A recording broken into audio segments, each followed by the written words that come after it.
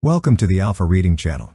Here I share early drafts of my book so you can follow the story as it's being written. I post new parts as long as there's interest from you, the viewers. If you enjoyed it, don't forget to subscribe and leave a royal like.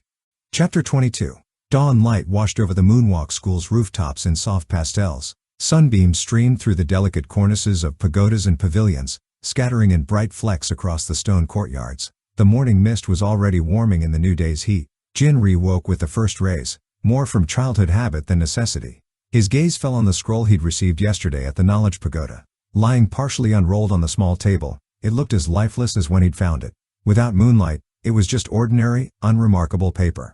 Yesterday's revelation and subsequent training had shown him that the moonlight path was extremely complex and full of mysteries. But that made it more interesting to understand. Who knew? Maybe if he collected all the volumes, along with that legendary sixth one, it would help him get rid of the cloudless sky technique. What cultivator didn't dream of something like that? Unless they were trapped by a demonic technique, of course. But that was fine.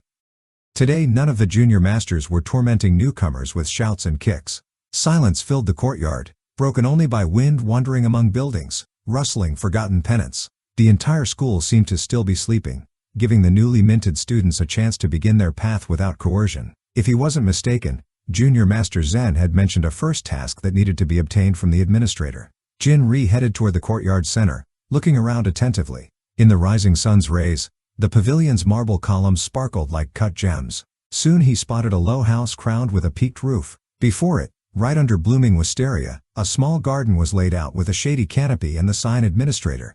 Beneath it was a wide, low table where a tiny gray-bearded old man sat. This was quite an unusual sight. The old man radiated pure serenity and noble calm. His bald head gleamed in the sun, and his dry little hands gripped a thin pipe from which smoke curled into the air. He mumbled something under his breath, stroking his gray beard with his fingers. The moment Jinri approached, though, the old man raised a clear, penetrating gaze to him. His turquoise eyes shone with wisdom. Jinri was struck by a strange feeling, as if it wasn't he who had come to the elder, but the elder who had somehow called him from afar. "Greetings, outer disciple," the old man said with a nod. Jinri bowed in response. "I'm Jinri. I've come here on Junior Master Zen's instruction to begin my first task as a Moonwalk outer disciple." The old man grinned, revealing sparse yellow teeth. "Polite young man? That's good. You know, some barely step onto the cultivation path before they display such arrogance you can't see the sky." He nodded, puffing noisily on his pipe. Neat smoke clouds immediately swirled around them.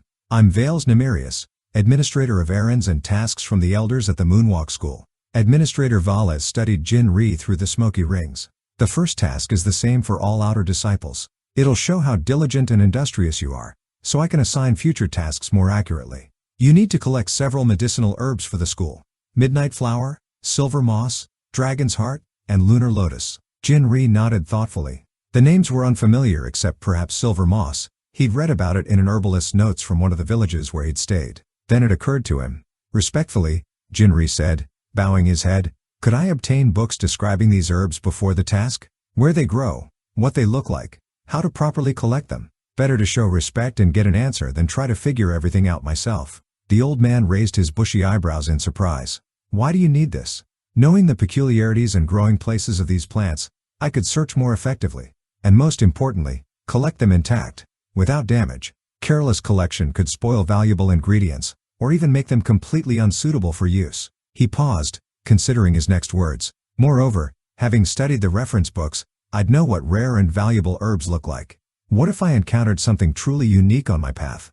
Without this knowledge, I'd risk passing by an important resource the school could use. That seems like too great a waste of outer disciples' efforts." Vales chuckled approvingly into his beard and puffed on his pipe. For several moments he silently studied Jinri, as if seeing right through him. Then he smiled. "Sensible lad. There's wisdom in your reasoning. Well, I'll write you a pass to our Knowledge Pagoda. Give the note to the keeper, she'll select all the necessary books." The old man quickly scrawled several lines on a scrap of paper and handed it to Jinri along with a wooden pass token. "Here's something else," Vales added, rummaging in the table's drawer. "Take this pass to our steward, Old Man Shuzan. Show him this, and he'll issue tools for herb collecting and a simple spatial pouch without unnecessary questions. Since you've decided to collect herbs properly, you should do it properly to the end, right?" Jinri stared at the administrator in amazement, not believing such generosity. Vales noticed his confusion and chuckled into his mustache. "Don't be so surprised. Very few students think to ask about these obvious things. Look, more than a dozen of your companions have already rushed off to complete the task headlong, not bothering with preparation. You're apparently the first thorough one. I'm accustomed to rewarding displays of reason. The administrator clicked his tongue approvingly. Go now. The path of knowledge, it's only beginning, eh? I wish you success. Jin-Ri bowed deeply to the old man, sincerely thanking him, and headed enthusiastically toward the knowledge pagoda. The thought of the upcoming fascinating study was as invigorating as a gulp of fresh mountain air. When he crossed the threshold, he was again struck by the sensation of peace and serenity. How wonderful to see you again, came a melodious voice. Turning around, he saw the same veiled keeper who had helped him last time. But no matter how he tried, Jin-Ri couldn't recall her features, as if seeing her for the first time. Memory helpfully supplied only a vague image of misty silk hiding her appearance. Strange. Jin-Ri bowed politely. Greetings, Inela. He extended the scrap of paper to her. I need your help finding books. The girl nodded, studying the list. Let's go. I'll show you the best reference books on the Silver Mountains herbs. She led him deeper into the hall, deftly navigating between shelves. Along the way she pulled heavy folios from shelves, whose titles Jin-Ri barely managed to read. Healing Plants of the Central Continent. Rare Ingredients of the Hundred Streams Valley. Flora Treasures of the Peak Ridges. Inela handed him an impressive stack of books and scrolls that almost made him stagger. Here's everything most valuable about the region's herbs. I'm sure it'll be useful to you. Or not, and you'll simply know more about valuable herbs. Several more scrolls remained in the keeper's hands, and she looked thoughtfully at Jin-Ri, then resolutely placed them atop his mountain of texts. Take these treatises on Silver Mountain's geography and their fauna as well. I think it won't hurt for you to know the terrain you'll be wandering through, and the beasts you might encounter.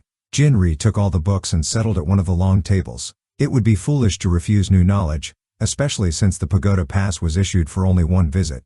He should take advantage of the opportunity and properly study all materials while they were available. He'd already understood that such formalities were strict in this school, and if he simply stepped beyond the threshold, they wouldn't let him back in. Jin-Ri began carefully studying the books and scrolls. Midnight Flower, Silver Moss, Dragon's Heart, and Lunar Lotus. Each ingredient was carefully illustrated and described in detail in the ancient folios. He learned that Midnight Flower was a rare blue bloom that opened only when the moon reached its zenith. Its petals emanated a subtle, barely perceptible aroma that attracted night moths. Silver Moss represented soft glowing cushions that grew in rock crevices and caves, feeding on moonlight.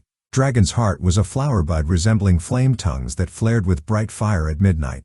And Lunar Lotus was a water lily with huge pale petals like silvery clouds. Each plant required a special approach when collecting. Some needed to be cut with a sharp knife in certain moon phases to carry maximum benefit, others carefully dug up without damaging root systems. Having finished with herbs, Jin-Ri moved on to books on Silver Mountain's geography. These ancient ridges stretched from north to south of the central continent, dividing it in half. In the east the mountains were covered with eternal snows, while in the west they formed picturesque valleys with lakes and lush vegetation. Having studied all available materials, he began composing a detailed route for his journey through the Silver Mountains. The optimal solution was to divide ingredient collection. First head south for Midnight Flower and Dragon's Heart, then move northwest to the lakes for Lotus and Silver Moss. This way, in one journey he could collect all necessary herbs. Absorbed in work, Jin-Ri didn't notice time passing. Only occasionally did Inela bring him food, though he felt practically no hunger. Still, he was grateful to the knowledge keeper for such care. He made a mental note to provide for himself next time. When he finished, he discovered he'd sat there for nearly 2 days. But knowledge of the terrain and healing plants had firmly settled in memory, and a separate scroll with notes ensured he wouldn't forget a single detail. Jin-Ri bowed to Keeper Inela and left the knowledge pagoda. Afterward he went to Old Man Shasan to get the promised tools. The steward met him glumly. Why'd you take so long? I already thought you wouldn't come at all. Jin-Ri bowed politely, acknowledging his oversight. Forgive me, I was delayed at the knowledge pagoda studying materials about healing herbs and terrain. I wanted to prepare as well as possible for the school's task. The steward studied him with a penetrating gaze, but finally nodded approvingly. That's right, diligence is never excessive. Well, take what's due to you. Shizan turned to the shelves behind him and began taking out various items. Soon an entire arsenal of traveling equipment for ingredient collection was arranged before Jin-Ri. First, Shizan handed him a light canvas cylindrical pouch and a small flask with a rope loop. This is a lowest rank spiritual artifact, a spatial bag. Everything you put in it ends up in a special closed space inside. But be careful. The bag feeds on spiritual energy when putting something in or taking it out. Don't overuse it without need, or you'll quickly be exhausted. And this flask is a special alchemical bottle for storing rare liquids, if you encounter any. Jinri nodded, carefully accepting the artifacts. For an ordinary mortal they would be incredible treasures and could even be dangerous. But for a cultivator they represented only the simplest tools. Shisan also handed him a light folding hatchet, a small spade, and a long sharp knife. Actually, I'm not obligated to do this. At Jinri's questioning look, the old man explained, this is all for ingredient collection. The axe for cutting roots and branches, the spade for digging up tubers. With the knife you can collect fragile plants. Everything's saturated with strength and chi, so they won't dull or break at the crucial moment if you don't fight with them and treat the tools carefully. Jinri bowed low to the old man, expressing sincere gratitude, and set off on his journey.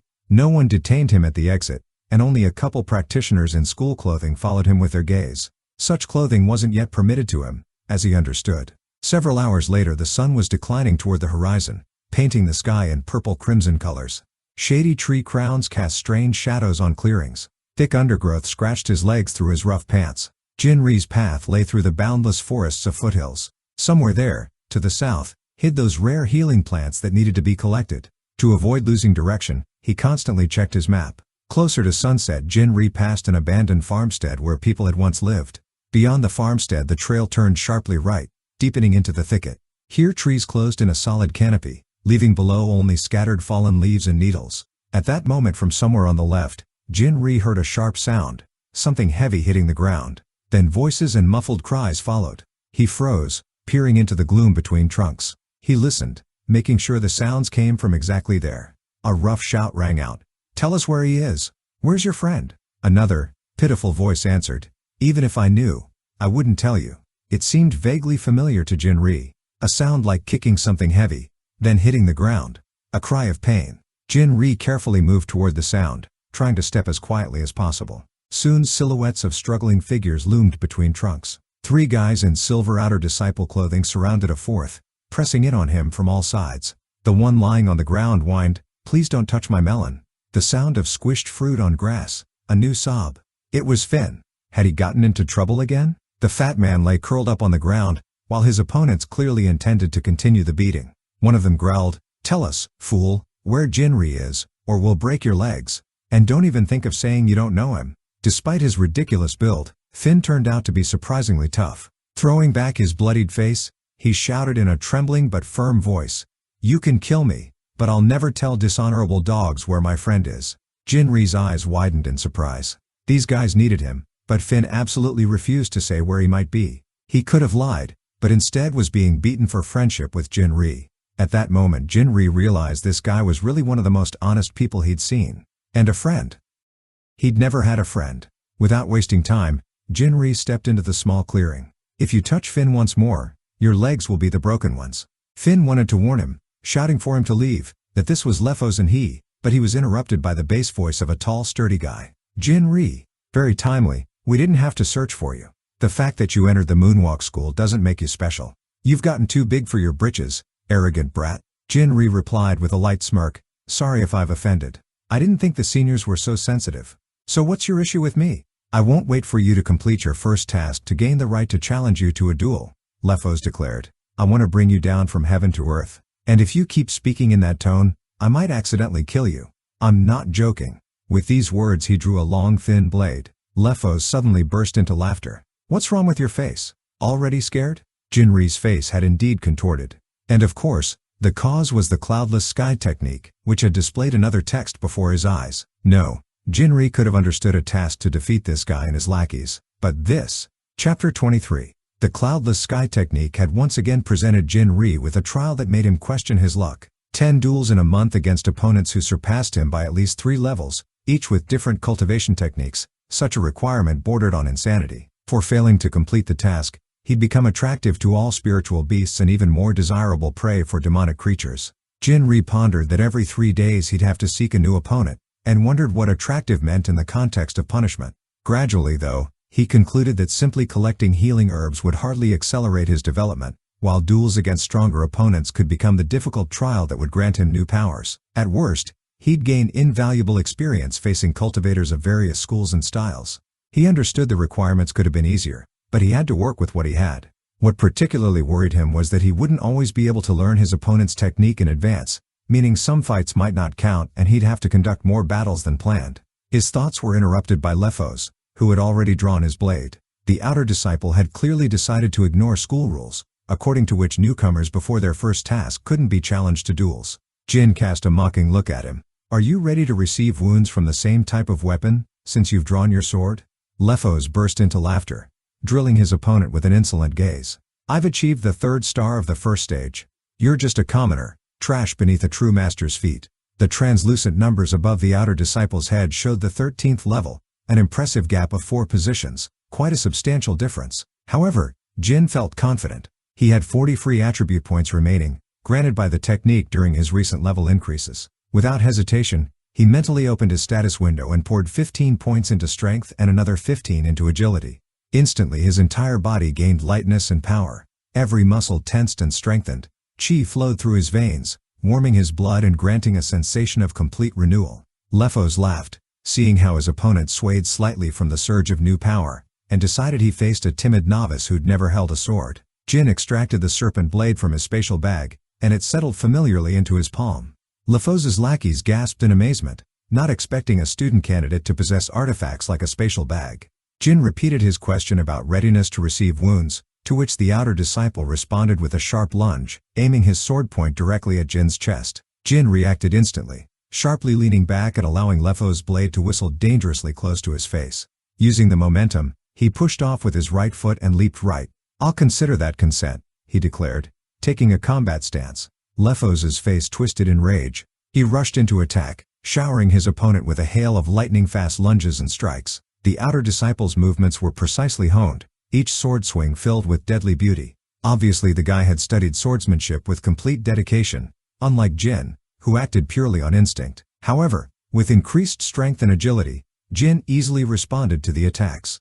A cutting blow from below, he moved aside, barely swaying his body like a snake. A sweeping diagonal turn, he crouched in a deep lunge, escaping from under the blade. Lefos attacked from all sides, but his opponent, as if knowing where the next attack would come from, managed to parry every thrust. Blades clashed in a lightning sequence of ringing strikes. At some moment the serpent blade traced a scarlet line on Lefos's forearm, making him cry out in surprise. The outer disciple froze, examining the bleeding wound in amazement. Just a small scratch, but his jaw dropped with rage. "You dare to wound me? I'll maim you, pitiful bastard." Jin thought someone took such things too personally, though this was a cultivator who'd stepped onto the Ascension path. Lefos's friends continued standing aside, not intending to interfere, though if they'd all attacked together, their opponent would definitely have had it harder. A tremor ran through the air when Lefos began condensing qi around himself. Shining golden threads stretched from his palm, weaving into something resembling a lattice. Jin thought he too would need an attacking technique, not this moonlight which he hadn't even managed to learn. Not waiting for the unknown technique's formation to complete, he rushed into attack. Lefos raised his eyes in amazement, but it was too late. Jin's fist was already flying toward his face. The outer disciple's head jerked aside from the heavy blow to his jaw. Jin took advantage and kicked his opponent's knee with all his strength. A disgusting crunch sounded. Lefos howled with wild pain, collapsing to the ground and clutching his leg. At that moment his technique hissed and crumbled, never fully forming. Jin stepped on his chest with his boot, pressing him into the dirt, and raised the dagger over the guy's face. "Now the game's played by my rules," he hissed, and twice drew the serpent blade across his fallen opponent's arm. The scarlet lines of wounds turned green as the blade's poison penetrated, spreading along Lefos's arm like a pulsing web. The outer disciple, gasping with pain, shouted accusations of poisoning and villainy. "You're unworthy to be a warrior. A pitiful freak." Jin calmly agreed. "I'm not a warrior but a hunter, and I have only one rule: survive. Villainy, honor, justice, all empty words, because you don't play with prey." He reminded Lefos that he'd thought to attack his friend, then even dared demand satisfaction for imagined offense. "Now you've become my prey, and in this world might makes right." The dagger left several more bleeding cuts on his opponent's chest, and after each stroke Jin tried to press the blade to the wound so as much poison as possible would penetrate inside. After a couple minutes Lefos could no longer move a single muscle.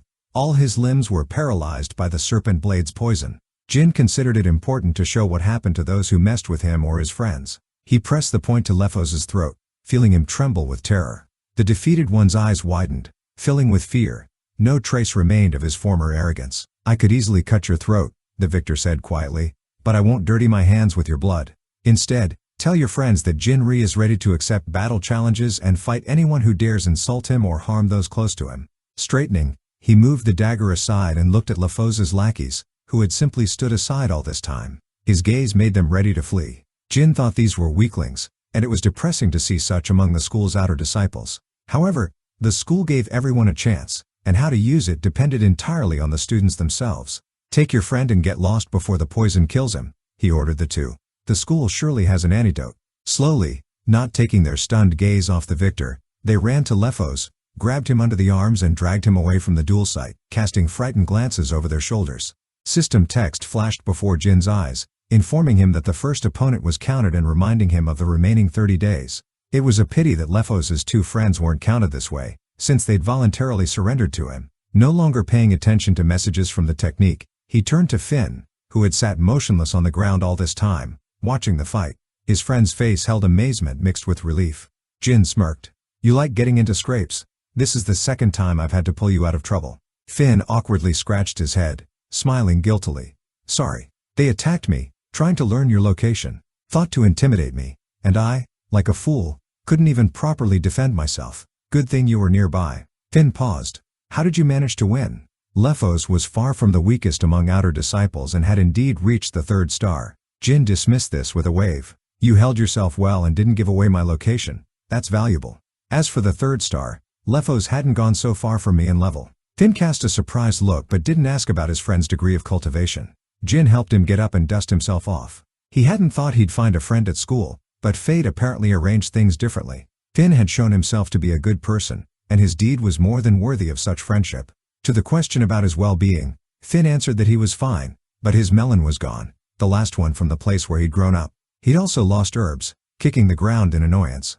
How was I supposed to know where to collect them anyway? Jin, trying not to smile, asked, Did you try going to the knowledge pagoda? Sincere surprise could be read on the guy's face. He didn't know you could do that. Jin chuckled, thinking that many, like Finn, simply hadn't thought of such a possibility, though it seemed obvious. What herbs do you need? He asked. After all, Finn hadn't betrayed him and was prepared to hold out to the end, meaning Jin owed him to some degree. He could have brushed this off, but he didn't want to be in debt. Heaven surely wouldn't forgive such a thing. Finn somewhat helplessly listed, midday sunflower, water bindweed, bloody safflowers and something like moose feet. He spread his hands apologetically. Moose hooves, Jin corrected, named so for their resemblance to hooves. Delighted, Finn asked how his friend knew this. Jin chuckled and waved his hand. Come on, I'll help collect what you need. We're heading the same way for now. Finn's set was much simpler than his own. Everything could be found practically on one trail. Fortunately, he remembered every plant mentioned. 2 days in the knowledge pagoda had borne fruit. Preparation was far more important in this matter than blind chance and faith and luck, though you couldn't do without the latter either. Simply going blindly hoping to find what was needed was foolish. Finn was confused by the offer to help once more and lamented that he had nothing to repay with. He picked up his backpack and pulled out a small pouch, looking long at the contents of the quite heavy pack. Then, as if reluctantly, he exhaled and began transferring food to the pouch. Dried meat, beans, bread and many other provisions. When the pouch filled, he looked at it as if it were a beloved child, then extended it to Jin as if ready to pull it back at any moment. This is payment for help with the blockheads and for the herbs too, he explained. Jin understood that the fat man loved food more than anything in the world, and this gesture was for him not just generosity, but something greater. He sincerely thanked his friend. Not everyone could part with what was more valuable than spirit coins. Finn suggested visiting a small town to the south where they could replenish supplies and stop. It's supposedly not far, though honestly I don't know exactly where we are. Jin unfolded his map and, unlike his friend, perfectly understood his location. Indeed, on the way south was the city of Misty Dawn, more often called Calder. The first name was more elevated and romantic for attracting travelers.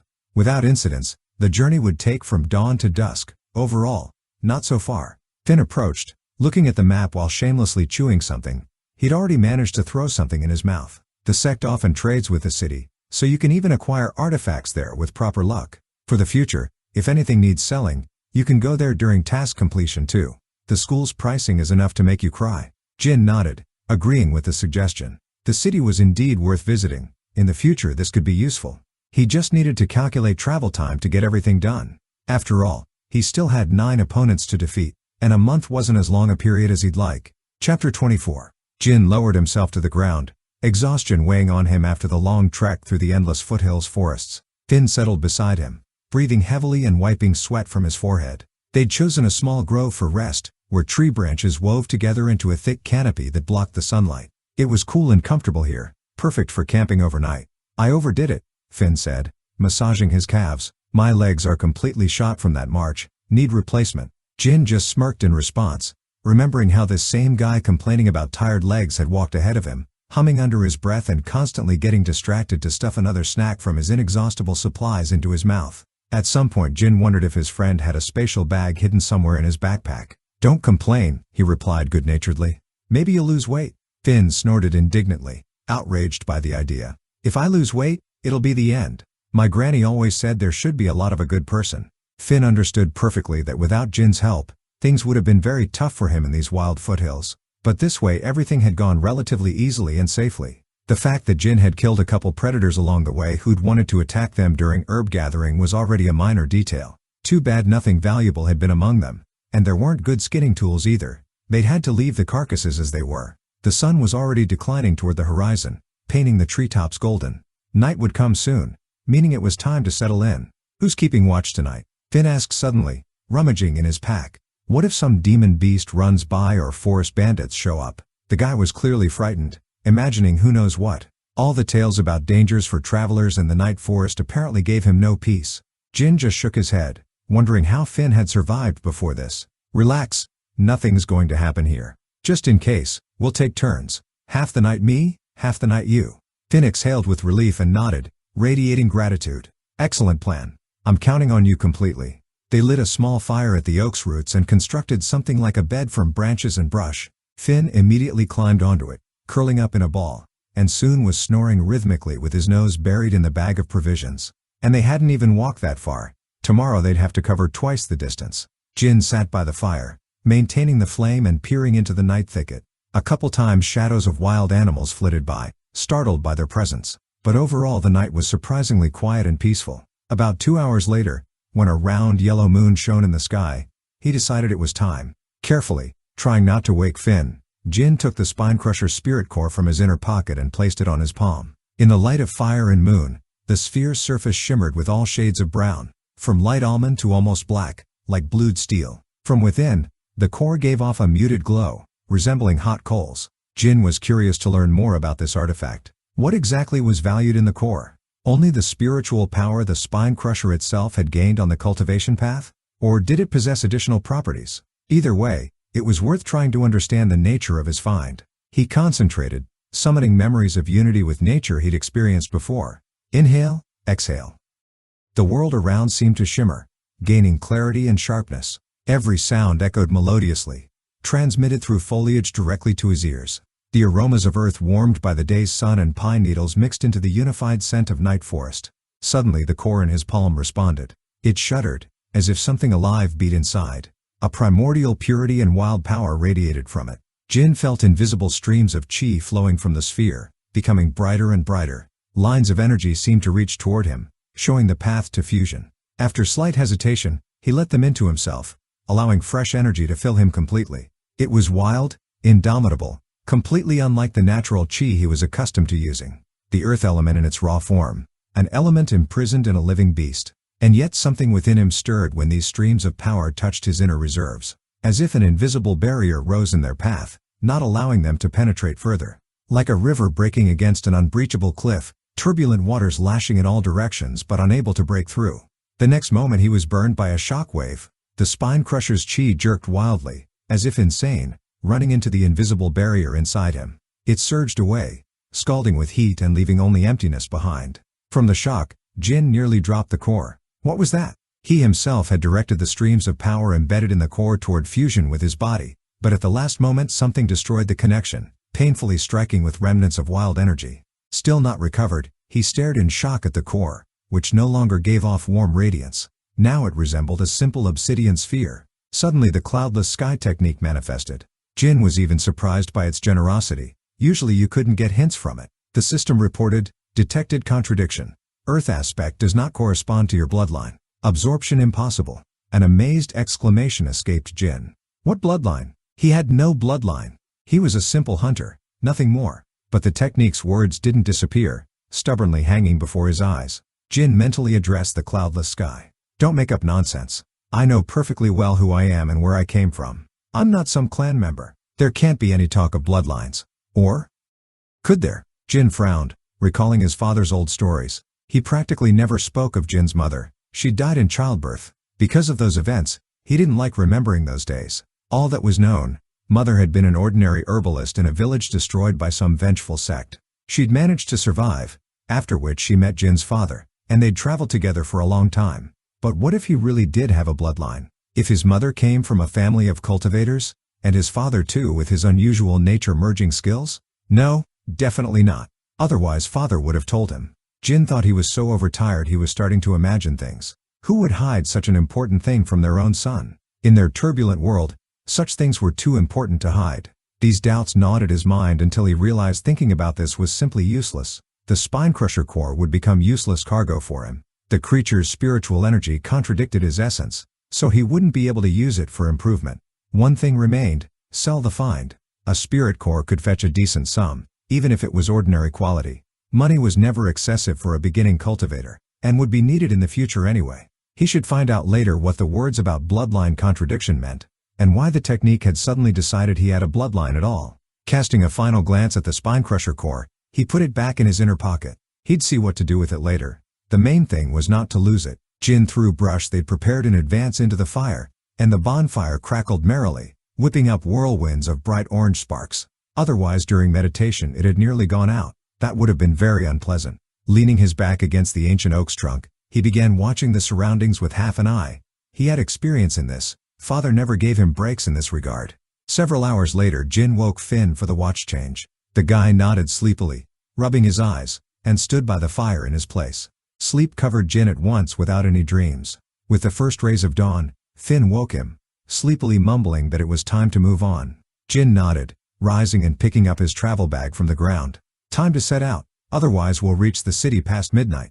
They set off. The forest greeted them with joyful bird chatter and the scent of dew on awakened flowers. No trace remained of former fatigue. They spent the whole day traveling, but because they'd walked until very late the previous day, by Jin's calculations they'd arrive in the city before deep night. During the journey they managed to obtain all the herbs Finn needed. Jin began to doubt the administrator gave out herbs randomly. Finn had gotten a very simple set, while he faced quite a challenge. However, a share of luck still followed them. They managed to find 3 dragon's heart flowers, which was a good result. After all, he hadn't counted on even that. The tools issued by the steward helped excellently in plant harvesting. Long after lunch they reached Calder. The guards let them through the gates without problems as soon as Finn mentioned they were outer disciples from the Moonwalk School. Calder spread across the hilly banks of a wide river flowing between mountain ridges. Gray fortress walls of dense stone surrounded it, reinforced with bastions and watchtowers. A sturdy stone bridge spanned the water, the only river crossing for many miles around.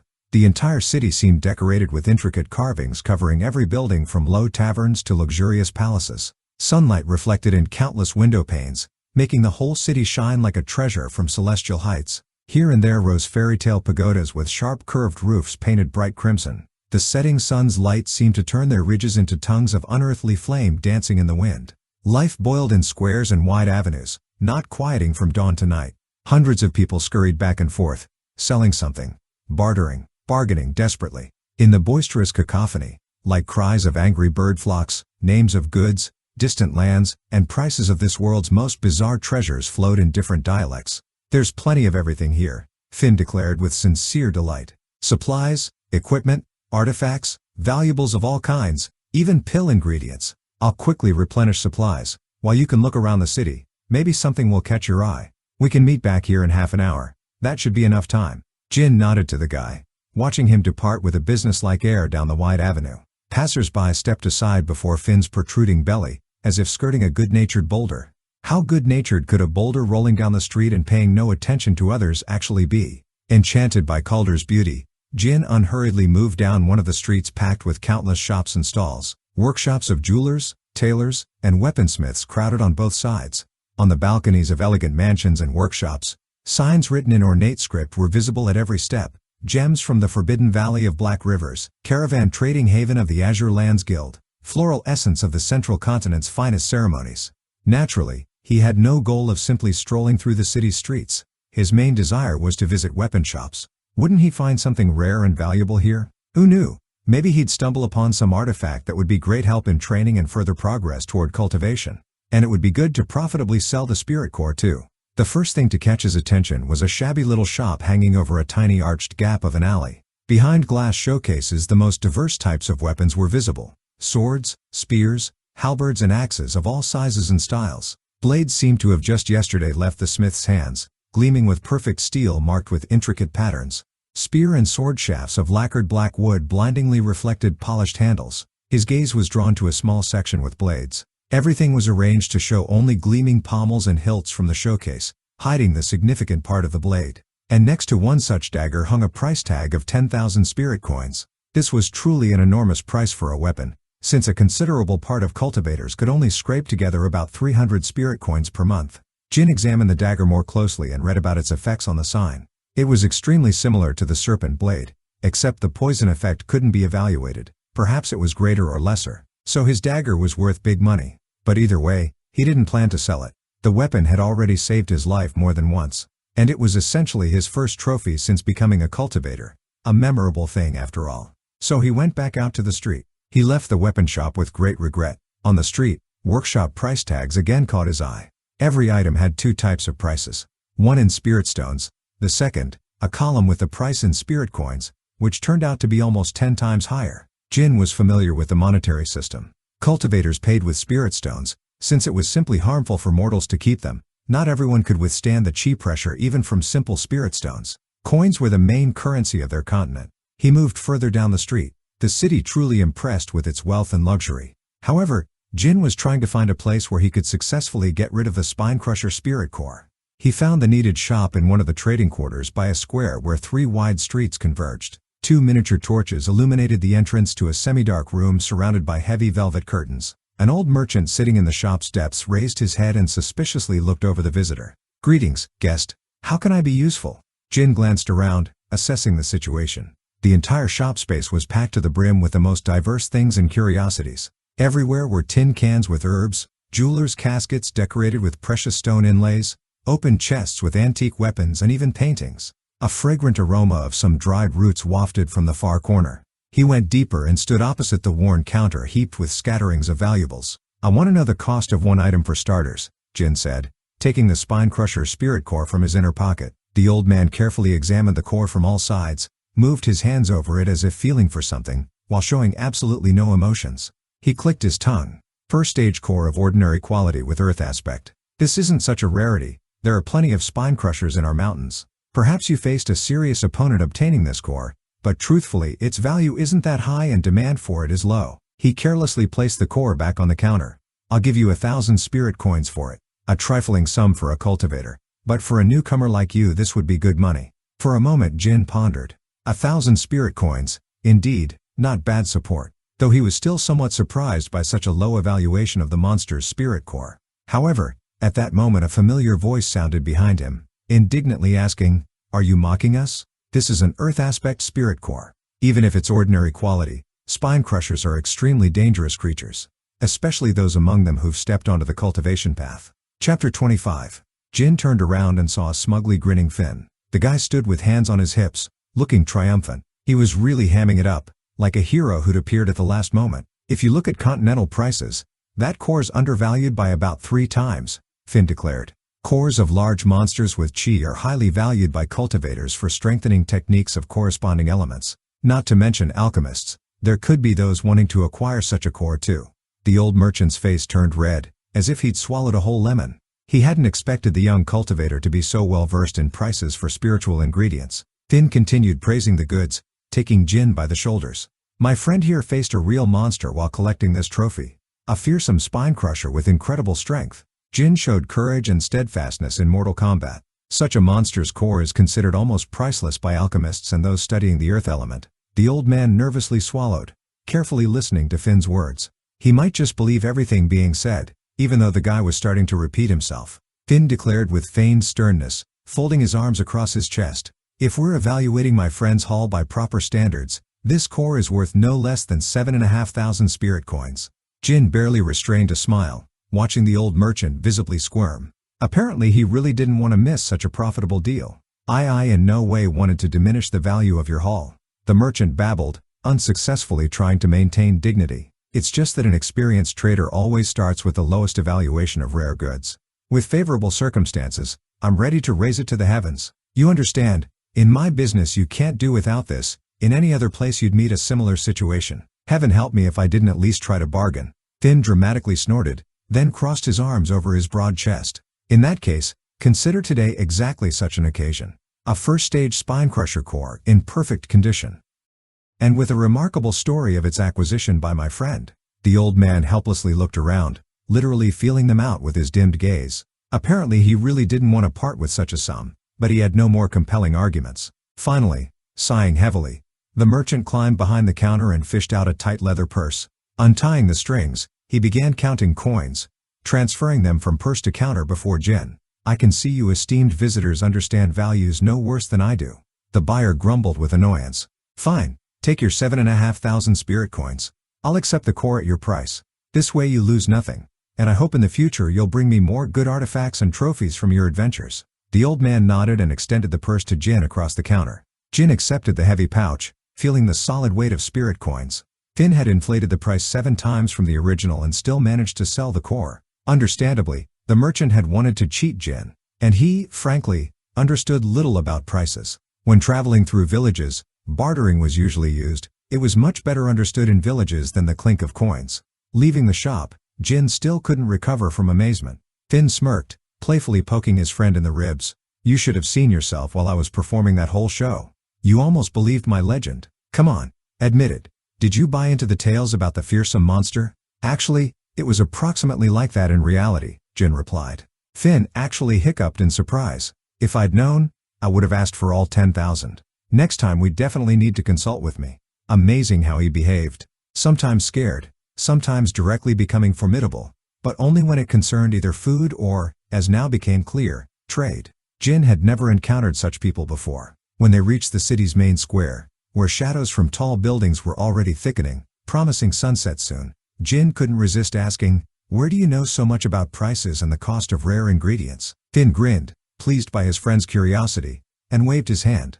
Don't you really know? Didn't you hear my surname? Jin shrugged, and Finn straightened up, puffing out his broad chest. I'm a bastard of the very wealthy Ramondo family. We're the largest traders, as well as organizers of enormous auctions in the southern part of the central continent. Our family has a special gift helping us understand goods and determine true prices better than any experts. Valuable talent in our craft. Finn fell silent, letting his friend absorb his words, then continued, lowering his voice slightly. So when I appeared, the family head's son by a third concubine, and with my father's talent that had made the family even richer. In short, my stepmother, half-brothers and sisters tried very hard to drive me out of the family. They feared I'd take away their power and wealth. In the end, my father, so as not to quarrel with the rest of the relatives, sent me here to the Moonwalk School, so I could become a worthy cultivator and eventually return and defend my place in the Ramondo family. By the way, now you understand why my surname causes such strange looks from everyone? Jin nodded, clarifying much for himself. So Finn really understood valuables and trade like no one else, and the skill of bargaining for the best price he'd absorbed with his mother's milk. Finn clapped his friend on the shoulder. Next time, if you have some valuable find, just ask me. I'll gladly advise how to sell it more profitably. Or we could visit one of my family's trading shops together. You can find them in any city. Jin couldn't restrain praise. However you look at it, Finn, you directly bloom when it comes to trading matters. He laughed contentedly. Trade is in my blood. They spent the night in one of Calder's numerous inns. Fortunately there was now enough money. Jin paid for Finn's room as thanks. With the first rays of sun, Finn set off back to school, assuring his friend that this time he wouldn't get into anything. He'd had enough adventures for this short period. Jin, however, needed to return to completing his task. He left the city following Finn. Beyond the gates stretched a boundless valley dotted with strange hills and groves. In the distance, behind a veil of mist, mountain peaks rose crowned with caps of snow. Enormous space for exploration, and if he hadn't read information about plants in books from the Knowledge Pagoda, everything would have been truly hopeless. But this way the path was clear. Soon Jin reached one of the southern spurs of the Silver Mountains. Here the lands were cut by deep ravines and steeps overgrown with curly pines and juniper. The air became crystal clear, and its freshness enveloped everything around, making colors brighter and clearer. Spotting the necessary plant, He extracted a small spade from his bag and began carefully digging up midnight flowers, whose pale blue buds swayed on thin stems. Slowly and cautiously, trying not to damage the delicate roots, he collected the rare flowers one by one. When the issued spatial bag was almost full, he carefully placed several more handfuls of silvery moss in the pouch. Having gathered enough, Jin finally moved northwest, to where lunar lotus hid among mountain lakes. It needed to be collected at midnight, otherwise the flower's healing and magical properties wouldn't manifest at full strength. He very much wanted to complete this task correctly. Such would definitely please the heavens. He walked until night, until lights of a village located among mountain ridges appeared in the distance. He hadn't even known there were settlements here. He decided he'd spend the night in this place and learn where he could find lotus. The locals definitely should know about such a plant. The settlement turned out to be very small and quiet, as if hidden from the whole world. Barren hills with caves and crevices loomed around. Solid houses with peaked roofs crowded along the single street paved with rough stone. Jin walked toward the village, going around a huge boulder near the passage in the palisade. Suddenly from around the corner of one of the houses, a tall figure rose before him, blocking the road. "Stop, stranger!" the guy fiercely roared. This was a stocky, broad-shouldered fellow with a weathered face. In his coarse features, traces of peasant stock could be seen. However, he wouldn't say the man was much older than Jin. And fiercely roared this was slightly exaggerated, but from his side, it most likely looked just like that. Jin squinted. "Why? You don't look like a guard." The guy put his hands on his hips. "I'm Gotso, the best and only guardian of this village. I won't let anyone in after sunset until they explain the reason for their visit, stranger." He grumbled and unceremoniously folded his arms across his chest, raising his large nose. "Our village doesn't like guests who wander around the area aimlessly after sunset." Jin looked imperturbably at this rude creature. He should crack him for his arrogance, but it wasn't in his interest to be rude. And if an arrogant cultivator had been in Jin's place, there wouldn't be anything left of Gotso. "I'm just a traveler from distant lands seeking lodging," Jin replied in an even tone, bowing slightly to calm the guard. "Night's already near, and I still haven't found a place. I'd like to stop here. I'm even ready to pay for accommodation and food." Gotso snorted and looked the newcomer up and down with a contemptuous gaze. He hissed through his teeth, "Get lost the way you came. All sorts of riffraff don't stop at our place." Jin smiled, looking straight into the pompous guard's eyes. "Is that so? Then maybe we should ask someone smarter. The village elder, for example. I doubt that you decide everything here." "Strongly doubt it." The man was outraged. "Did you call me stupid? I'm twice as big. I'll beat you. I keep order here while everyone rests. So after sunset I'm in charge." Suddenly lunging forward, Gotso swung his fist at the traveler. But Jin reacted lightning fast to the aggression. Intercepting his opponent's arm, he sharply pulled him forward, making him stumble over his leg. Gotso lost his balance and fell on his back with a heavy grunt. Jin immediately piled on top, pinning the giant body with all his weight.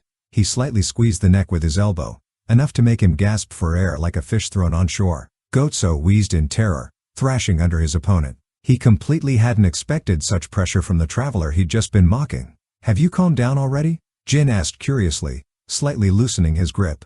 "Or should I remind you how great it is to breathe deeply?" He pressed the fallen man's neck harder. Gotso's eyes widened with fear. Now he understood who he'd tangled with. After all, he'd relied on his perception of the world, and in it Jin couldn't possibly possess such strength and speed. Okay, guy. Let me calm down." The guard somehow squeezed out, coughing pitifully. "If you get off, I was joking. You can stop at old woman Murty's. She'll shelter you for whatever price she names. Just let me go. I won't do it again." Jin nodded and stood up, allowing the village guard to rise. Lowering his eyes, Gotso awkwardly dusted off his clothes and breathed rapidly, recovering. "You're a cultivator then?"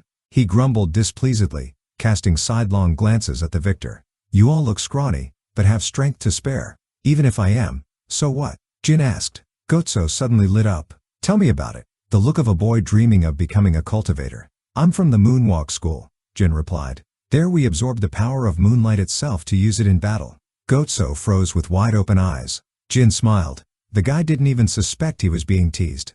However, what rumors didn't circulate about cultivators, and once he'd been in this village guy's place. "Experienced cultivators can knock down mountains with one blow and change river directions," Jin added. Gotso looked at him pleadingly. "Can you do the same? Won't you show it?" Jin proudly raised his head, trying not to laugh at the pompousness of what he'd said. A true cultivator never uses power just like that. Not waiting for the next questions, he casually dropped, "The secrets of my power aren't intended for ordinary people's eyes." Gotso nodded, still blinking in confusion. His appearance only made Jin smile. Such a fierce one, but believed everything he was told. If you want to comprehend the Great Path too, you'd better set off on a journey through the Silver Mountains. Jin added. Who knows? Maybe you'll step onto this path yourself and find truth. Not waiting for any more questions, he turned around and walked in the direction the guy had indicated. Old woman Murdy's house turned out to be a small hut with a single room and earthen floor. But it was cozy and dry, protected by reliable wooden walls from mountain blizzards. The house's mistress turned out to be a quite talkative old woman with lively eyes, as if covered by misty haze. She gladly welcomed the guest and even treated him to wonderful herbal tea with mountain honey added. When Jin spoke of payment, she grumbled, "What are you thinking? What coins here? I have nowhere to spend them. One night won't hurt me, and you won't have to sleep on the street. People should help each other." Late at night, Jin sat under the open sky not far from her house, catching the strange play of light and shadow from the bright moon. But still not full. For him, having stepped onto the cultivation path, sleep actually wasn't needed in such large quantities, and he wanted to check something that could only be done at night. He extracted the worn volume of the Moonlight Technique from his bag and opened it. Again letters and patterns danced across the aged pages, forming into masterful passages about how when the lunar disk acquired form, he needed to concentrate attention on the silver streams that the perfect sphere radiated along stellar paths. Focus on the dance of light and shadow, mentally moving in rhythm with it. Jin immersed himself in meditation, absorbing moonlight with every pore of his being. Thoughts quieted, as if swept away by the divine serenity of the moon. Concentration seemed to sharpen all his senses at once. He saw every tiny detail in the alternating patterns of shadows, felt the slightest air movements on his back, heard the distinct rumble of a mountain stream somewhere below. Suddenly something distracted him. An anxious premonition, a vague sense of danger disrupted his mood. A brief flash of intuition made him open his eyes and brought him out of the meditative state. Jin looked around, peering into the thick shadows cast by moonlight. Everything was quiet and calm, as befitted night. And yet, something was wrong. He felt it in his gut. Yielding to a sudden impulse, Jin silently rose and began creeping toward the fence separating the yard of old woman Murdy who'd sheltered him from the village's far end. Stepping soundlessly, he made his way through juniper thickets to the stone masonry and looked beyond its boundaries. What he saw made his heart beat furiously. Shadows were creeping down the slope of one of the hills surrounding the settlement. Their silhouettes were clearly outlined in the moonlight. Figures of people with swords at the ready. They moved soundlessly, as if tracking some prey. Jin counted about 6 warriors moving in spread formation. These definitely weren't ordinary travelers. They wouldn't hide and approach the village with such a dangerous maneuver. And what honest people would need to sneak at night among mountain settlements, hiding in darkness? The warlike shadows froze at some distance, scouting approaches to the houses. Jin felt his blood freeze in his veins. Could these be raiders? He clenched his jaws tightly, trying to gather his thoughts. Raise the alarm? But the answer arose by itself, because before his eyes the letters of his dearly beloved technique were already slowly gathering. Chapter 26. A new task from the cloudless sky technique appeared before Jin's eyes. Saving the innocent purifies karma. Repel the village raid by killing all 6 bandits. Reward: hidden. Penalty: death at the raiders' hands. If you flee, they can track you to the continent's edge. Raiders, so that's why they were sneaking toward the village. Jin's hands clenched into fists. The situation had just become extremely dangerous if these people really were bandits. Attacking a peaceful settlement at night, where no one could offer serious resistance, only hardened criminals would think of such a thing. But what fundamentally changed everything was the cloudless sky technique's demand to stop the raid. Deal with the attackers. 1 against 6. Jin looked again at the translucent text and shuddered, staring at the line about killing bandits. Killed? Yes, he'd had to kill animals while hunting more than once, but he'd never killed a person in his life, and wouldn't, except in necessary self-defense. And here he was suddenly required to kill 6. His heart clenched painfully at such a prospect. No, he couldn't do this. He was just a hunter, a self-taught cultivator. While Jin was in turmoil, a desperate cry reached his ears from the village depths. Someone was shouting themselves hoarse, screaming about an attack, calling everyone outside. They were surrounded. Gotso. This was the voice of the self-appointed village guard. Jin looked out from behind the fence and went cold at what he saw. The warriors whose shadows he'd noticed earlier had already spread through the settlement streets. They were roughly breaking down house doors and dragging out residents, regardless of age or gender. Women and children screamed with terror. Men tried to defend their families, but what could their hunting knives and pitchforks do against the raiders' sharpened weapons? One brave soul was immediately cut down with a sword, his body crashing to the ground, staining the stones with blood. That was the whole difference between an experienced warrior and someone who only knew how to defend against beasts. "Don't kill the merchandise, idiots," the bandits' leader barked after his subordinates. "Take them all whole. Alive." Merchandise? Did he mean human trafficking? Slave traders? Jin's stomach twisted with disgust as the truth sank in. He looked around, scanning the area. Most raiders had grouped by houses, binding and stunning those who didn't want to leave their dwellings. But some were already looking around with predatory interest, clearly seeking more valuable prey.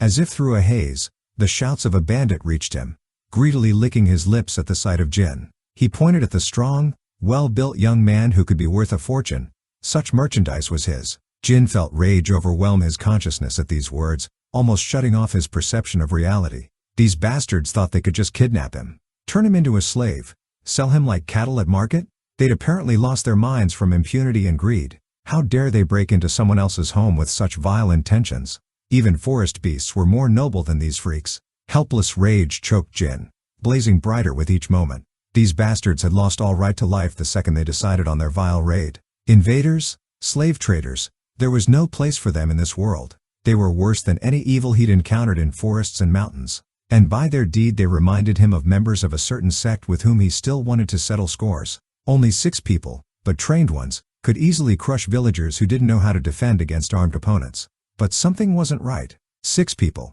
That was few for such raids, especially if you wanted success. Jin understood perfectly that a single arrow shot from afar could end someone's life, and villages always had a couple accurate archers. Then he noticed how one of the bandits, despite prohibitions, began assaulting a young girl, and when her husband tried to stop the rapist, he threw him against the house wall. The man, losing consciousness, slid to the ground, and the bandit, laughing gleefully, continued his vile deed. Against his will, Jin's body seized with rage. Instantly a red haze flooded his vision, burying the last remnants of doubt. He involuntarily swayed. He didn't even notice how the serpent blade appeared in his hand. Jin rushed forward toward the one who'd spotted him first, the one who'd committed the first murder. The man clearly hadn't expected such a sharp attack, and in general, any resistance from villagers, so Jin's actions were a complete surprise. The dagger entered his chest, right where the heart should be. Jin looked straight into the man's eyes, and until the very last moment, while life flickered in him, the bandit looked at him with an arrogant gaze. That's not how you look at a person. That's how you look at an insect. Chi circulation, frenzied and wild, rebelled within Jin. He kicked the man, pulling out the dagger. Out of the corner of his eye he noticed displayed text, "Bandits killed. 1 of 6. The others turned their attention to him at that moment. "This one has teeth." One of them barked. His comrade's death didn't seem to concern them at all. And that said everything. Without waiting for an answer, the bandit gripped his iron club more comfortably and stepped forward, heading straight for Jin. With a growl, the raider raised his mace and struck downward, aiming straight at Jin's head with his brutal weapon. Instinct kicked in. Jin smoothly stepped aside, and the heavy club harmlessly cut through empty air. The bandit blinked in shock when his opponent was instantly out of reach. Then a sharp blow to the jaw knocked all the arrogance out of him. The poor guy was shaken as if hit by a sledgehammer. His jaw snapped shut, and a stream of blood mixed with saliva and a couple teeth poured from it. After all, Jin had put many points into strength, and these guys were just mortals. 2 blade strikes and poison began spreading through the killer's body. Suddenly something stabbed at his left side, like a quick prick of a hot needle. Catching the movement from the corner of his eye, Jin recoiled and rolled. A spear whistled dangerously close to his body, making him leap aside. Before he could catch his breath, another robber attacked him, swinging a sword. His blade whistled through the air, aiming for the neck. Jin sharply crouched, dodging the blow, and immediately delivered a counterthrust. The serpent blade only slightly slashed the bandit across the thigh, leaving a scarlet gash in his pants. Nevertheless, the raider howled with pain and rage. Taking advantage of the hesitation, Jin plunged the dagger into his stomach, turned the blade and jerked upward, ripping. The bandit wheezed and settled to the ground. From the corner of his eye he noticed greenish poison beginning to spread through the wound. However, even without poison he'd hardly survive without outside help. Barely had Jin pulled out the blade when an arrow buried itself in his shoulder. After all, he'd only recently stepped onto the cultivation path and couldn't boast great combat experience, essentially winning now through a more developed body. Piercing pain seared his arm. Gritting his teeth, he sharply broke off the shaft. There simply wasn't time to pull out the arrow. 2 cutthroats with axes at the ready were already rushing at him. Jerking aside, Jin grabbed his spatial pouch and pulled out a spirit-boosting pill. He threw it in his mouth and bit down. Bitter taste spread across his tongue, but almost immediately a wave of fresh strength pierced his body. Chi boiled in his meridians, stopping the bleeding and dulling pain from the wound. Temporarily, but still. Revived in spirit, he rushed into battle. The raiders surrounded him from two sides, but Jin circled between them, dodging blows and generously dealing cuts with his dagger. Sprays of blood flew in all directions. Well, he didn't need to deal mortal wounds to win this fight. Then shouts rang out from the side. These were village residents, inspired by his resistance to the killers, coming to help. Armed with pitchforks, stakes and sickles, they attacked the robbers, diverting their attention. Taking advantage of the commotion, Jin quickly jerked forward and with 2 lightning strikes finished both, making them writhe in convulsions from poison. It was much more effective against mortals. But barely had Jin finished when the air trembled from an energy surge. Sharply turning around, he met the gaze of a tall man in red robes. His eyes burned with mad fire, and translucent level numbers danced above his head. 16th, just as he'd thought. There was a cultivator among them. He dropped one of the pretty village girls he'd just dragged from a house. She desperately resisted his actions. But what could an ordinary girl do against a cultivator? "You killed my entire squad," the bandit howled. The raider's hand shot up, and a sheath of blazing sparks tore from his fingers. Jin barely managed to roll aside as a fire arrow flew centimeters from his face and exploded behind, scorching his back with heat. Fire element. This wouldn't be easy. He was definitely stronger than Lefos, and had clearly trained outside the greenhouse conditions of a school.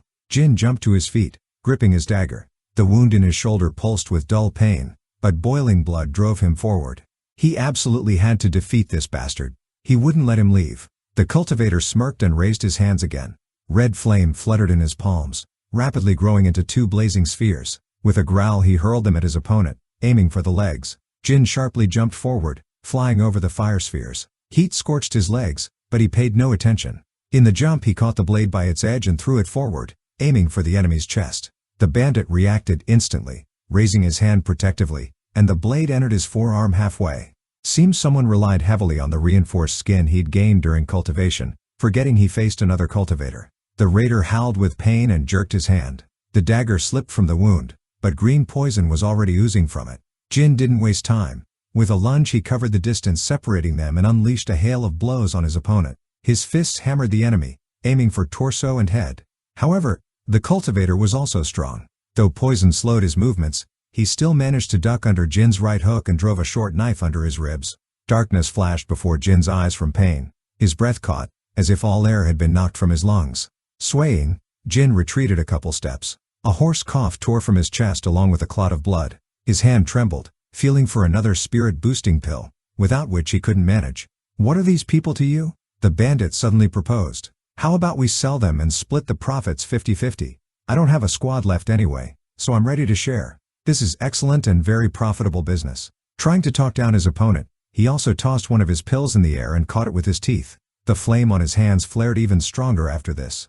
Jin, answering nothing, rushed into battle again. He wasn't going to negotiate with this freak. The cultivator laughed vilely. Wrong answer. And again released his technique at him. Dodging fire projectiles, Jin jumped from side to side, striving to get closer. A couple burns on his side and thigh, plus the bleeding wound under his ribs. He barely noticed the pain, gritting his teeth and stubbornly attacking again and again. He couldn't retreat. At some moment the robber stumbled, swaying from dizziness. The poison was doing its work. There was no time for hesitation. Jin jumped forward, grabbing him by the belt and dragging him to the ground. They rolled across the grass, but Jin strained to throw himself back and raised his fist. A blow to the cheekbone, another to the solar plexus. His side was pierced with sharp pain when the cultivator hit right next to the wound. Then clothes caught fire, but Jin quickly extinguished it and grabbed his arm. With his last strength he twisted it, wrenching the wrist. Something clicked, and the robber screamed wildly. Taking advantage of the moment, Jin grabbed his dagger from the ground, which happened to be nearby, and drove it into the bandit's chest. He gurgled, jerking in convulsions, but quickly fell silent. Exhausted, Jin collapsed nearby on the grass, breathing heavily. His whole body ached from numerous wounds, bruises and burns. His head was splitting, and the chi that had enveloped his body, not allowing him to lose too much blood, began to dissipate. This seemed to be his limit. The last thing reflected before his eyes between him and the boundless starry sky were lines from the cloudless sky technique. Bandits killed. 6 of 6. Quest saving the innocent purifies karma, complete. Chapter 27. Jin's eyes cracked open to blazing sunlight streaming through the window.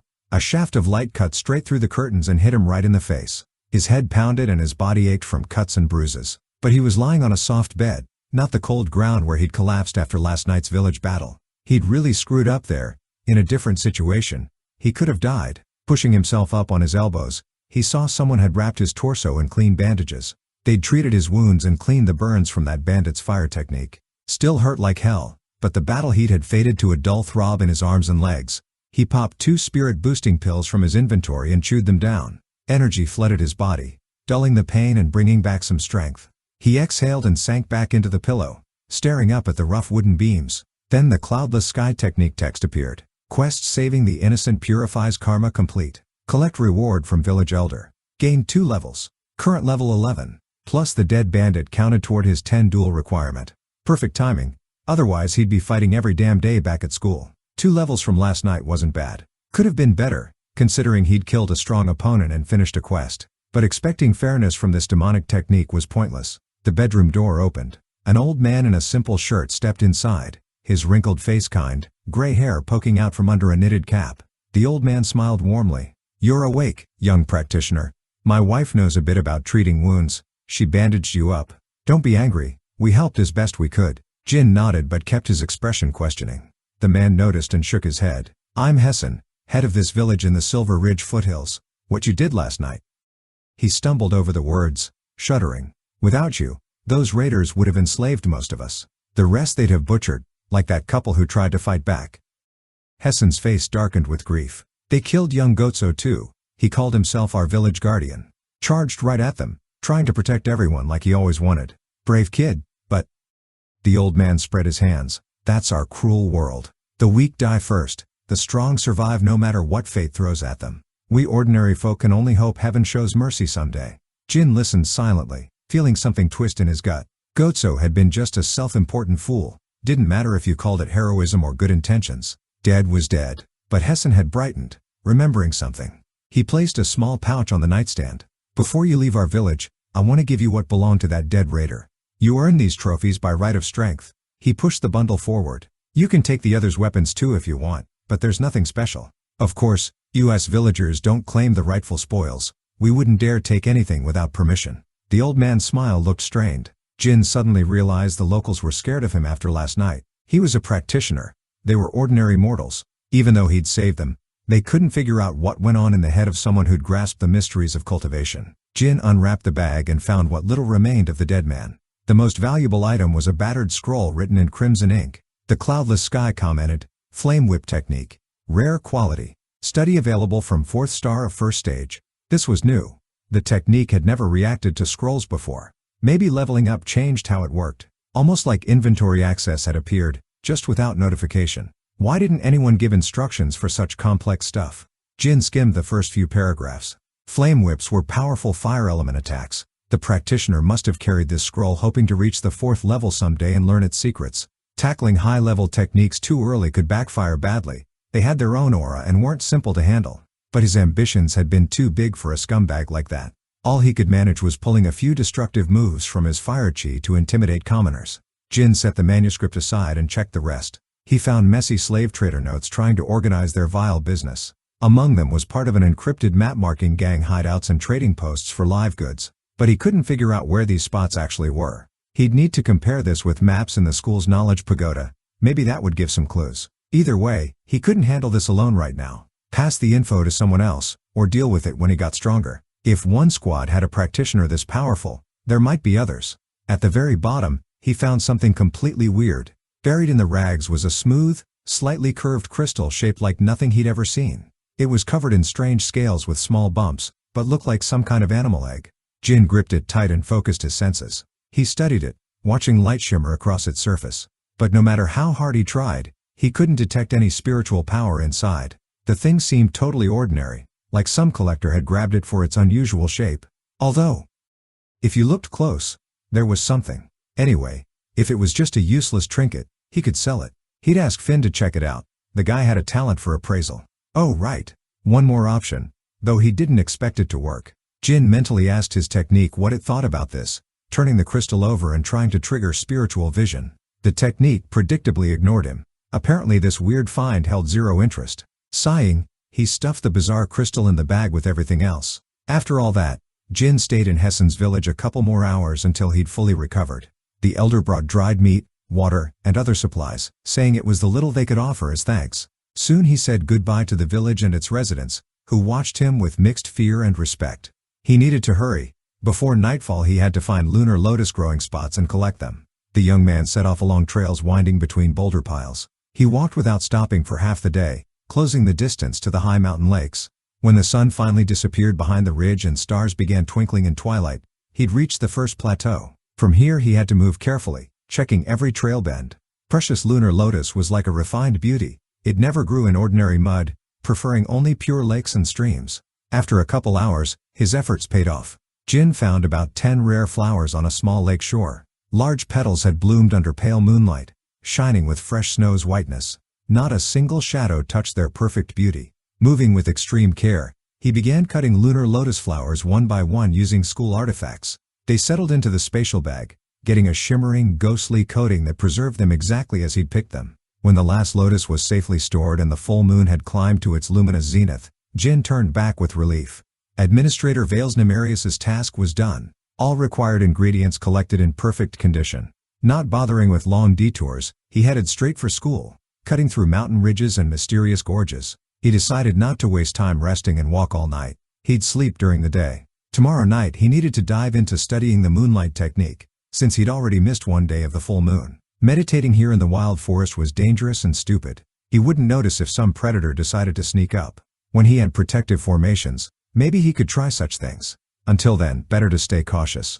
By dawn the young man spotted familiar tower outlines ahead. Silvery mist spread through the lowlands, wrapping around the fortress wall's base. Over this entire realm of stone and mist rose the jubilant sun, lighting up silver spires with a new day. Jin skipped going home and headed straight for Vales Nemarius's residence. Before he reached the old man's house, he saw Nemarius was already dealing with some outer disciple. The young man wore traditional moonwalk school robes and stood before the administrator, artificially straightening his back. The old man grumbled unhappily, drowning in pipe smoke. "What'd you bring this time?" "Last time it was sticks and scraps, not proper healing ingredients." "Did you slack off again?" The guy flinched but held back, launching into lengthy excuses. "Is this really so important? I've been studying here 3 years. Leave tasks like this to newcomers who actually need to learn about herbs and where they grow. For me this is all ready." Vales cut him off with a chuckle. "For you this is already nothing. As it was nothing, so it stays, judging by your results. All students at our school must maintain proper ingredient stocks and do it right. Otherwise there's no point in any of this. A true practitioner should know how to complete tasks correctly regardless of what they involve. Whether you're first year or been here forever. That's the rule. Same for everyone." The young man fell silent, pressing his lips into a thin line. Clearly he hated gathering healing plants. But he didn't dare contradict the instructor. That's when Vales noticed Jin and waved him over. "What did you manage to get, Junior?"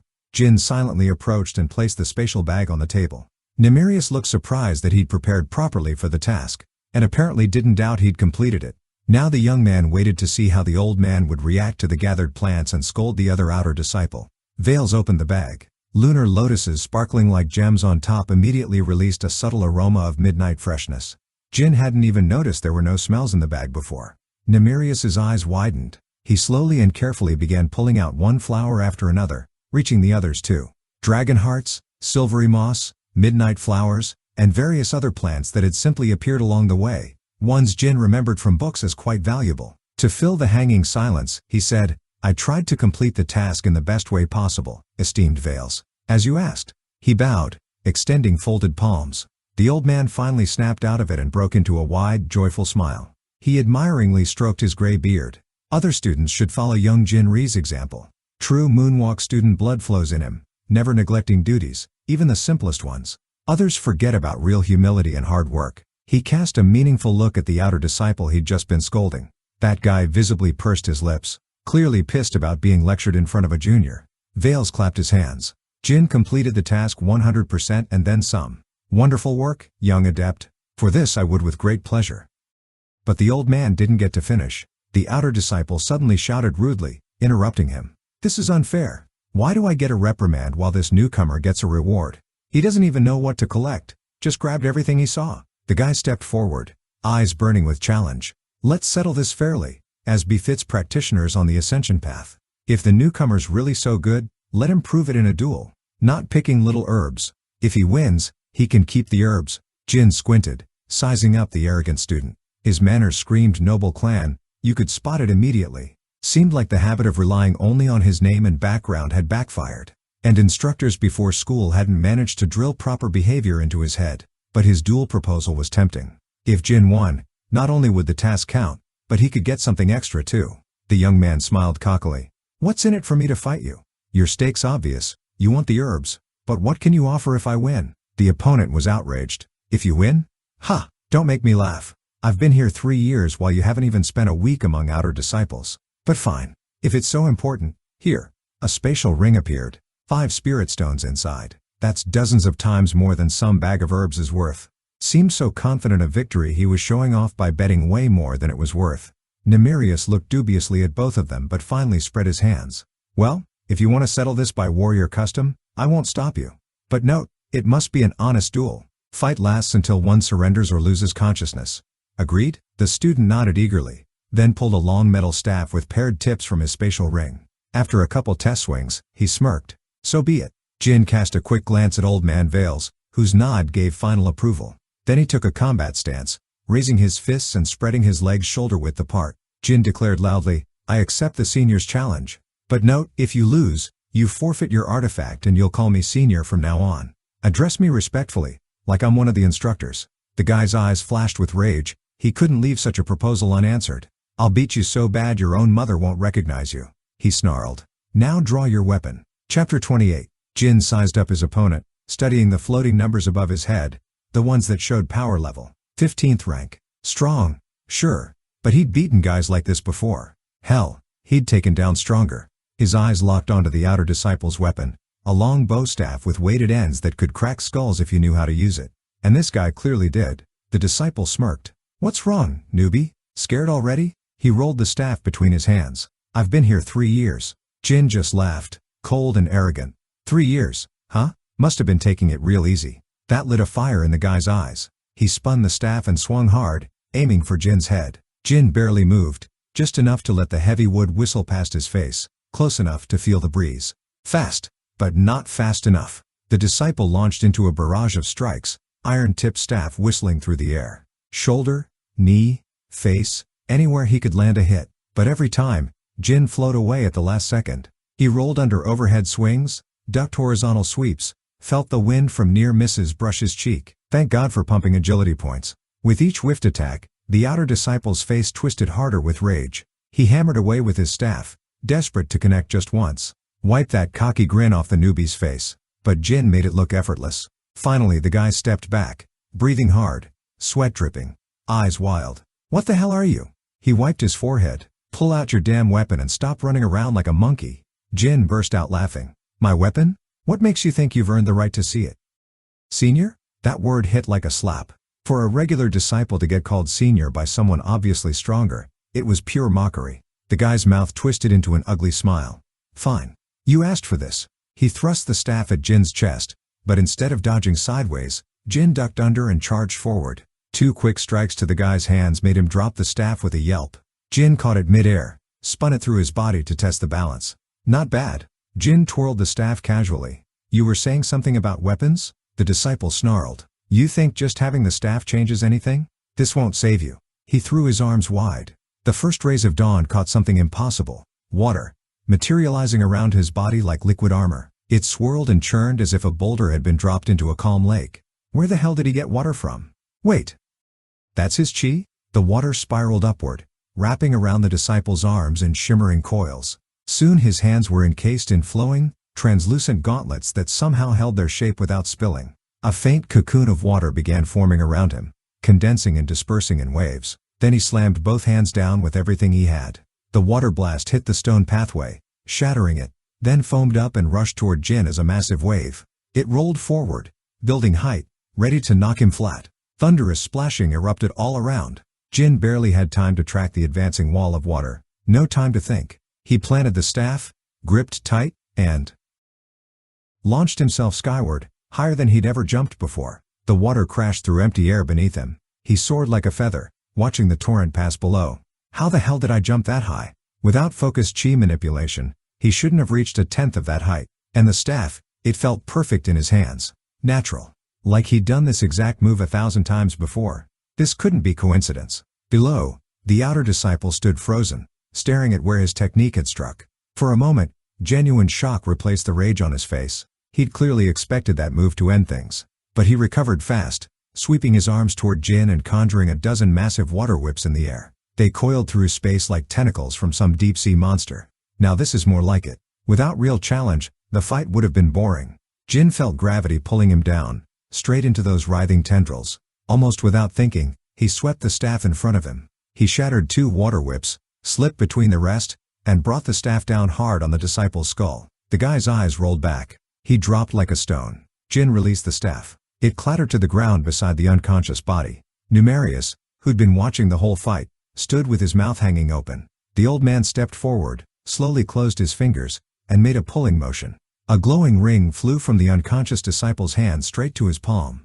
"Well," Numerius exhaled, "I suppose this belongs to young Jin Ri now." He studied Jin with new interest. "I witnessed the duel with my own eyes. I must acknowledge your victory, though I confess, I cannot identify your fighting style. Most impressive. A true practitioner's battle. If only he knew I was running on pure instinct." In the forest, instincts were everything. No martial technique could save you from a wolf pack. But the right reflexes? Those could keep you breathing. Vales handed over the ring, then produced 5 glowing stones from his other sleeve. "Your payment for the task. 5 spirit stones. Enough to purchase one of the basic techniques from the Knowledge Pagoda." The administrator spread his hands as if to say his obligation was fulfilled. The old man looked intensely curious but chose to stay silent. Jin bowed his thanks, then headed back toward his quarters.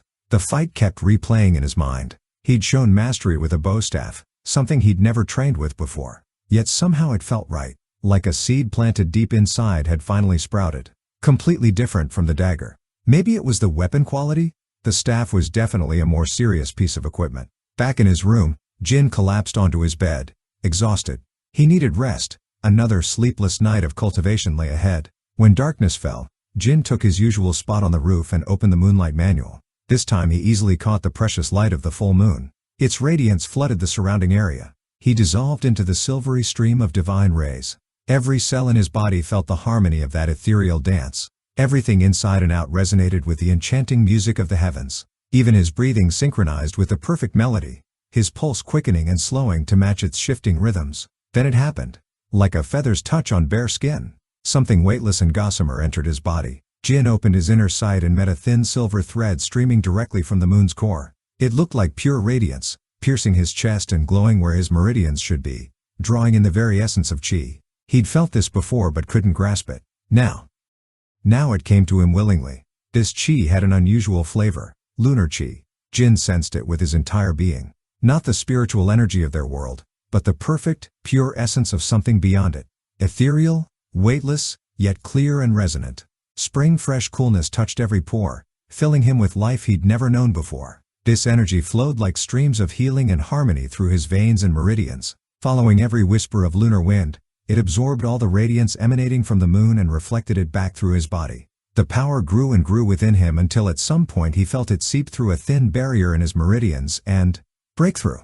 Pleasant lightness spread through his body. The cloudless sky technique text appeared before his eyes, announcing he'd reached the 12th level and broken through to the 3rd star of the initial realm. But something else happened that he never expected. The moment this new divine power entered him, part of it streamed toward the bag lying nearby. A small vortex marked the spot, emanating a faint call of the same energy flowing through his body. Something was absorbing the lunar chi he'd just discovered. Only drops, really. But whatever it was sucked them up with impressive greed. Fascinated, Jin opened the bag to see where his spiritual energy was going. He gasped in surprise. The thing devouring his chi was the small crystalline egg he'd taken from the defeated bandit.